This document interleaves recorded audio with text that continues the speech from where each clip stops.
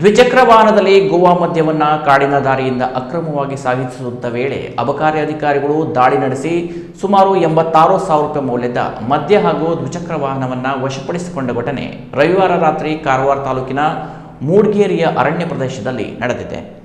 ಮಾನ್ಯ ಅಬಕಾರಿ ಜಂಟಿ ಆಯುಕ್ತರು ಜಾರಿ ಮತ್ತು ತನಿಖೆ ಮಂಗಳೂರು ವಿಭಾಗ ಹಾಗೂ ಮಾನ್ಯ ಅಬಕಾರಿ ಉಪ ಆಯುಕ್ತರು ಉತ್ತರ ಕನ್ನಡ ಜಿಲ್ಲೆ ಕಾರವಾರ ಇವರ ನಿರ್ದೇಶನದಂತೆ ಮತ್ತು ಅಬಕಾರಿ ಉಪ ಅಧೀಕ್ಷಕರು ಕಾರವಾರ ಉಪವಿಭಾಗ ಇವರ ಮಾರ್ಗದರ್ಶನದಲ್ಲಿ ರವಿವಾರದಂದು ರಾತ್ರಿ 8:30 ಗಂಟೆ ಸುಮಾರಿಗೆ ಅಬಕಾರಿ ನಿರೀಕ್ಷಕರು ಕಾರವಾರ ವಲಯ ಹಾಗೂ ಸಿಬ್ಬಂದಿಗಳ ತಂಡ ದಾಳಿ ನಡೆಸಿದರು. ದಾಳಿಯಲ್ಲಿ ನಂಬರ್ ಪ್ಲೇಟ್ ಇಲ್ಲದ ಕಪ್ಪು ಬಣ್ಣದ ಹೋಂಡಾ ಆಕ್ಟಿವಾ ದ್ವಿಚಕ್ರ ವಾಹನ ಹಾಗೂ 2 ನೈಲಾನ್ ಚೀಲಗಳಲ್ಲಿ ಸಾಗಿಸಲಾಗುತ್ತಿದ್ದ ತಲಾ 36 ಬಾಟಲಿಗಳಂತೆ ಒಟ್ಟು 72 ಲೈಟ್ ಹಾರ್ಸ್ ವಿಸ್ಕಿ ಬಾಟಲಿಗಳು ಒಟ್ಟು 54 ಲೀಟರ್ ಗೋವಾ ಮದ್ಯ ಜಪ್ತಿ ಮಾಡಲಾಗಿದೆ. ಜಪ್ತಿಯಾದ ಮದ್ಯ ಮತ್ತು ವಾಹನದ ಒಟ್ಟು ಅಂದಾಜು ಮೌಲ್ಯ 86,000 ಆಗಿರುತ್ತದೆ.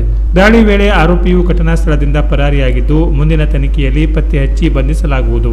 ಪ್ರಕರಣವನ್ನು ಅಬಕಾರಿ ನಿರೀಕ್ಷಕರು ಕಾರವಾರ ವಲಯದಲ್ಲಿ ದಾಖಲಿಸಿಕೊಂಡಿದ್ದಾರೆ ಎಂದು ಇಲಾಖಾ ಅಧಿಕಾರಿಗಳು ತಿಳಿಸಿದ್ದಾರೆ. Canara plus news, Karwar.